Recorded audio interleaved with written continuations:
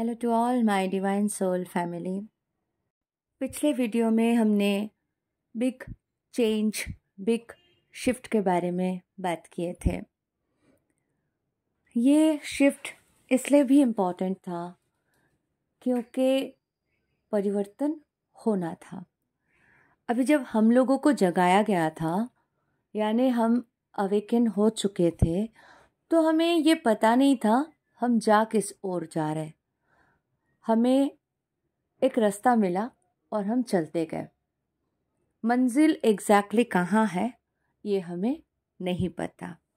हाँ, खूबसूरत जर्नी, हमारे अदर हाफ, दो हंसों का जोड़ा, हमारे कंप्लीट सोल 1111, ये सब देख के प्रेम के भाव से जो हम एक्चुअल में थे, लेकिन ऊपर से इतने सारे लेयर्स आ गए थे कि हम अपने आप को भुला चुके थे, सब कुछ खत्म कर चुके थे और जी रहे थे जैसे मानो जीवन है ही नहीं, खुशियाँ है ही नहीं, सुख है ही नहीं, सिर्फ जलन, लोभ, लालच, अहंकार, ये सब ने घेर लिया था।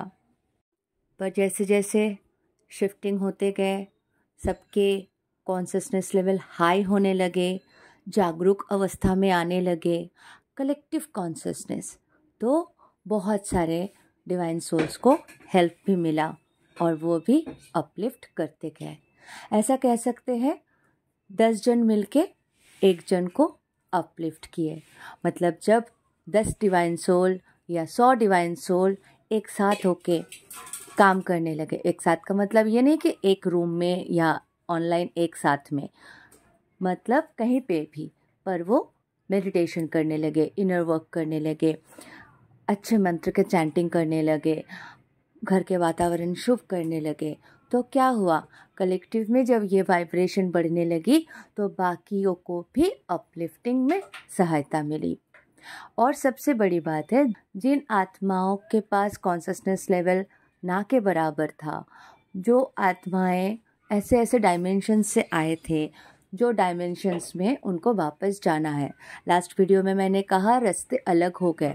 अलग होने का मतलब वो जिस डायमेंशन से आए उनमें से कुछ लोग सुधर गए, आगे बढ़े, लेकिन कुछ बिल्कुल नहीं सुधर सकते, उनके डायमेंशंस, उनके रास्ते अलग हो गए। तो वो कभी भी अपने घर जाएंगे। कोई कोई पूछ रहे थे मुझे कि बाकियों का क्या होगा। जो वर्क करेंगे, जो कर रहे हैं, वो आगे अपलिफ्ट हो रहे हैं, और वो जो पर्पल रोड है, जो ग्रीन रोड है, जो साइकिल है, उसमें चले जा रहे हैं। और जो नहीं कर पा रहे हैं, जिनको नहीं करना है, जिनके कॉन्शियसनेस लेवल बिल्कुल ज़ीरो है, जो यहाँ पे बस दूसरों को परेशान करने, फ्रस्ट्रेटेड करने और टेंशन क्रिएट करने और नेगेटिविटी स्प्रेड करने आए थे, उनका काम ही ये था। वो जाके अपने जो सोल है, जहाँ से वो आए थे, वहाँ जाके मर्ज हो जाएंगे। अगर कली से आए हैं तो कली में जाके मिल जाएंगे। ऐसा ही है, क्योंकि हम जानते आत्मा की तो विसर्जन होती नहीं, आत्मा तो खत्म होते नहीं, तो वो उनके अंश है, उनसे जाके मिल जाएंगे। कोई नागलोक से आए थे, नाग से जाके मिल जाएंगे। कोई अतल बितल, तलातल, सुतल, पाताल, जहाँ से जो लोक से आए वो वहाँ चले जाएंगे। जो हायर डायमेंशन से आए थे वो हायर डायमेंशन में जाने के लिए तैयार हो रहे हैं। सिंपल है। तो इतना सोचने की ज़रूरत नहीं वो कहाँ से आए थे, वो कहाँ जाएंगे। आप जहाँ जाओगे आपका डीएम भी वहाँ जाएंगे, इसलिए आपको इनर वर्क करना है। बाकी अपने एनर्जी को सेव करना है। अभी मेरे चैनल में पहले कितने लोग आते थे, क्या क्या लिख देते थे नेगेटिव, और मैं भी रिएक्ट करने लगती थी। सखा ने मुझे एक ही बात बोले, अटेंशन दोगे एनर्जी चले जाएगी, उनको बात करोगे, रिप्लाई करोगे, एनर्जी ले जाएंगे। आप समझ रहे हो ना वो लोग कौन है? मैंने कहा जी सखा, समझ गई। अभी सिंपली ऐसे कोई फालतू मैसेजेस या कुछ भी कमेंट आते हैं तो क्या करते हैं, hide from channel, that's it. No waste time, क्यों करना एनर्जी वेस्ट? ठीक है, वो अपने रास्ते, मैं अपने रास्ते। पता चल गया है, पहले हमें पता नहीं था, इसलिए लोग हमें परेशान कर पाते थे। हम उससे अटेंशन दे रहे हैं, हम उनको रिप्लाई कर रहे हैं जो योग्य नहीं है, तो क्या हो रहे, हम उन्हें शक्ति दे रहे हैं, हम उन्हें पावर दे रहे हैं कि ले जाओ मेरी एनर्जी, मेरी शांति भंग करो, मुझे परेशान करो। नहीं होना है। इसीलिए समझना है। ये कब समझ में आएंगे? जब आप बिल्कुल शांत रहोगे। तो बहुत सारे ऐसे सिचुएशंस होते हैं। आज हमें क्या करना है? अपने आप को देखना है एज अ ऑब्जर्वर कि मैं क्या क्या चाहती हूँ, मेरे अंदर क्या क्या परिवर्तन हुआ है और क्या क्या करना है। ठीक है, जजमेंट नहीं आने देना है, जेलसी ये सब तो दूर दूर तक सोचना ही नहीं है। वननेस क्या होते हैं आपको तब पता चलता है जब आपके हार्ट चक्र एक्टिवेट होते हैं। हार्ट चक्र एक्टिवेट होने से आपको एहसास होता है कि एक्चुअल में true love, divine love, eternal love होते क्या है। तो ये सारी चीज़ें आपको समझना है, ये सीखना है, सिखाना है। मास्टर सोल बने, औरों को सिखाए और सही नॉलेज डिस्ट्रीब्यूट करे, तब जाके प्रगति होंगे। सतयुग जल्द से जल्द आएंगे। कोई बोलते ना सतयुग बहुत लंबा है, कोई बोलते बहुत दूर है, अभी तो गोल्डन एरा ये सब कुछ होने वाले नहीं है। अलग अलग लोगों के अलग अलग धारणा है, उनके साथ नहीं होंगे, हमारे साथ तो हो चुके हैं सतयुग। जो अभी जैसे सोचेंगे आपके लाइफ, आपके सराउंड वैसे हो जाएंगे। बाहर दुनिया में कुछ भी हो, आप पॉजिटिव थिंकिंग रखते हो, आप पॉजिटिव सोचते हो, जो हो रहा है अच्छा हो रहा है, thank you universe, thank you universe, I love you universe, ये रट्टा लगा लेते हो अंदर ही अंदर। प्रोटेक्शन देने के लिए हमारे बालाजी भगवान जी स्वयं है, तो कोई डरने की बात नहीं है।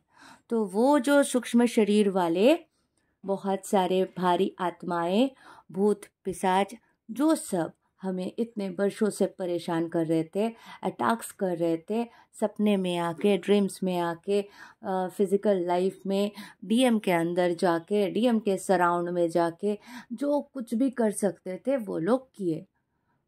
क्योंकि डिवाइन इंटरवेंशन चल रहा है बहुत सालों से, हम सब भी जागरूक हो गए, हम सब पूजा पाठ चैंटिंग ये सब कर रहे, तो वो भूत पिशाच निकट नहीं आवे, महावीर जब नाम सुनावे।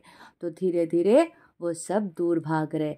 हम लोग जितने जागरूक अवस्था में आ रहे वो सब उतने जल्दी चले जाएंगे हमारे डायमेंशंस को छोड़ के, इस डायमेंशन को छोड़ के। तो इसीलिए सतयुग बहुत जल्दी आएंगे। जितना जल्द हम अपने ऊपर काम करेंगे उतना जल्द वो नेगेटिविटी दूर हो जाएंगे, उतना जल्दी वो सब भाग जाएंगे।